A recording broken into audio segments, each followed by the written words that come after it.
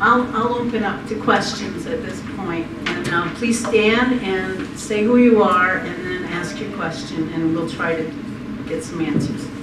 Yes? My name is Zaun, and my Armenian name is Anush. And I did a paper on the Native genocide, comparing it to the Armenian genocide, and we all have these similar problems. So I want to present you with this t-shirt that I just made. It's still wet because I think that everyone here has something they can make to contribute to the auction, which these people are going to use to make the fundraiser for the river trip. Thank you. A t-shirt for our fundraising auction. Thank you very much.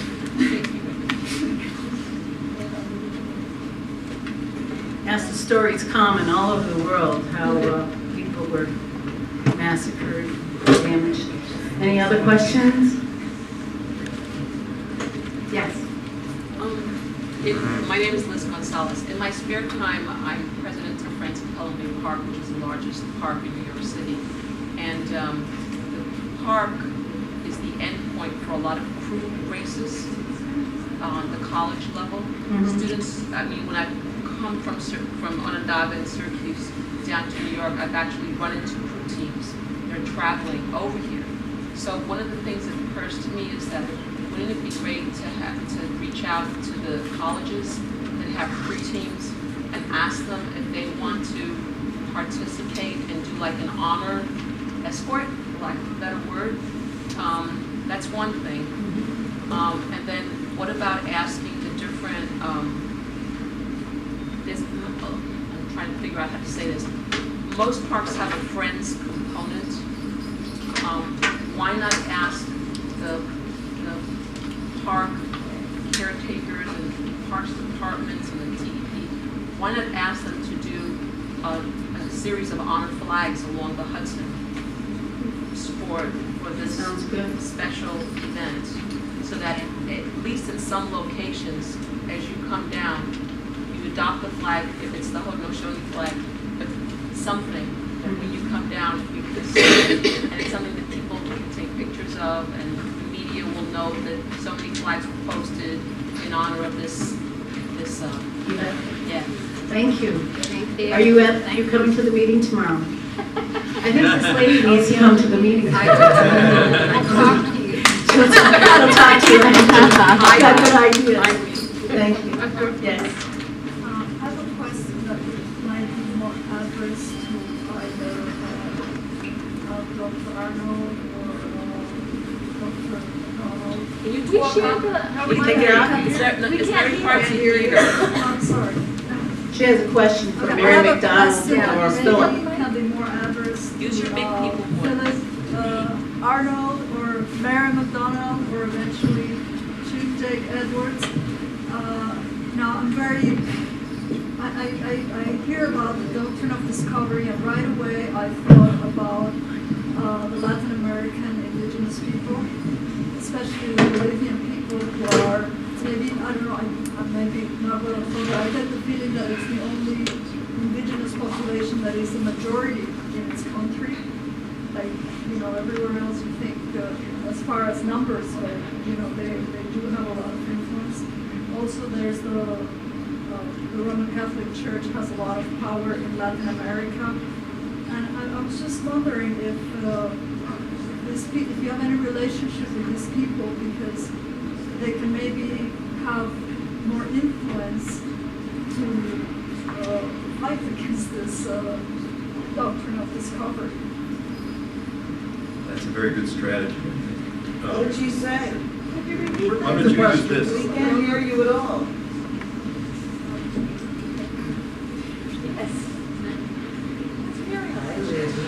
I'm sorry, I'll repeat. I was thinking about the doctrine of discovery, and it made me think about Latin America, and particularly the indigenous population in Bolivia, which is maybe, I might be wrong, but I get the feeling that it's the only maybe indigenous population that's not a minority in its country, but actually a majority and in power for the time being. And given the Roman Catholic past of Latin America and the relationships with the church, I'm just wondering if it would be, if working together with the Bolivian would be an easier way to address or to fight against the doctrine of discovery. Yeah, that's the question. I think that's good. Yeah, you know, the Catholic Church is biggest in the Southern Hemisphere, in Latin America and in Africa.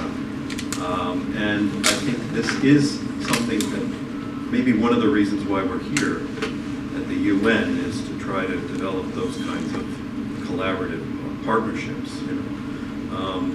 But I think that would be a great strategy because I think there's a lot of innovation, theological innovation, like liberation movements and that sort of thing that are happening among indigenous peoples, both inside the church and outside the church. So I think that would be a very creative collaboration. Good idea. You want to say something? Just a word to add. There are a number of countries in the world that do have majority indigenous populations.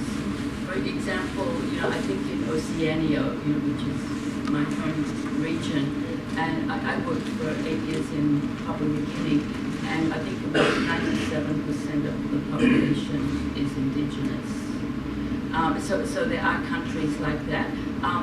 And several, African countries, of course, the majority of the population is indigenous.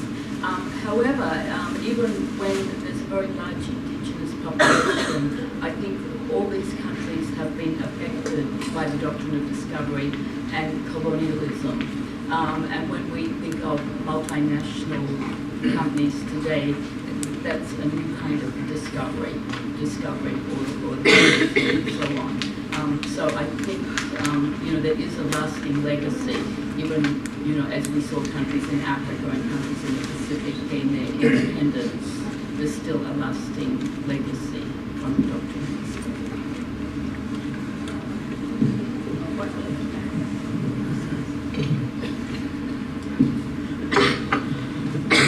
Okay, any other questions?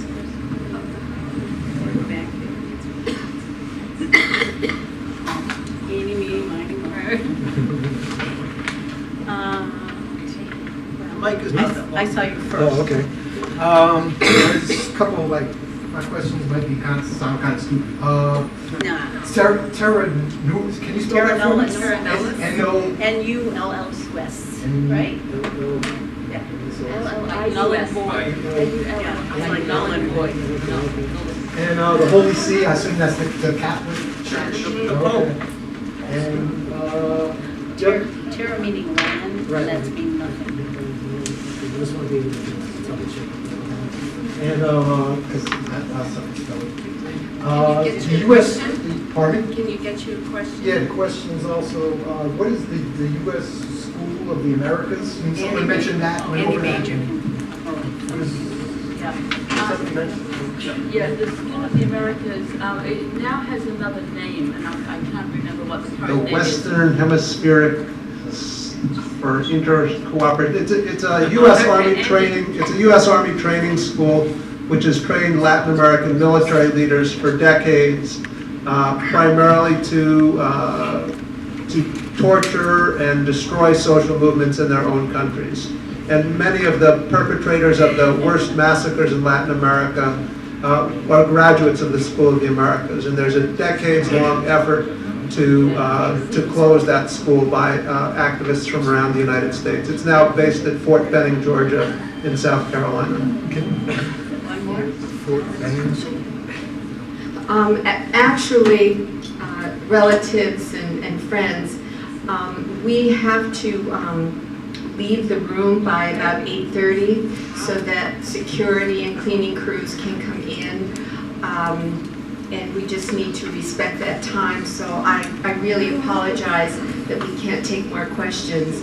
I would like to point out that the Haudenosaunee delegation that spent the day sensitizing the Environmental Protection Agency of the federal government are here, if you would stand up so they can see.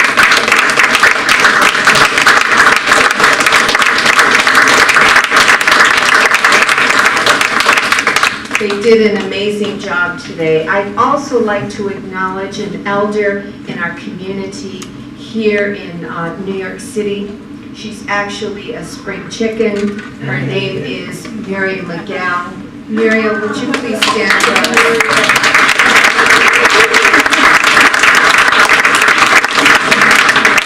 It's just so wonderful to see your face. And your son-in-law, who happens to be the chairperson of the American Indian Community House here in New York City. Kevin, thank you for being here. Appreciate it very much. Those of you who are going to be continuing your work across the street, I think you would agree that it's most important that a recommendation come from the Permanent Forum that recommends an international study on the doctrine of discovery and its effect on Indigenous peoples worldwide. It doesn't seem to have made the draft, the first draft, so let's hope it makes the final draft. And please use your diplomacy skills to speak to the Permanent Forum members about your wish to have this international study. I'd like to thank Frida Jock. I'd like to thank Sue and Andy and Jake and Phil and Mary for honoring us here in New York City. Thank you so much. Thank you, Newton. Everybody get home safe. Thank you. Yeah.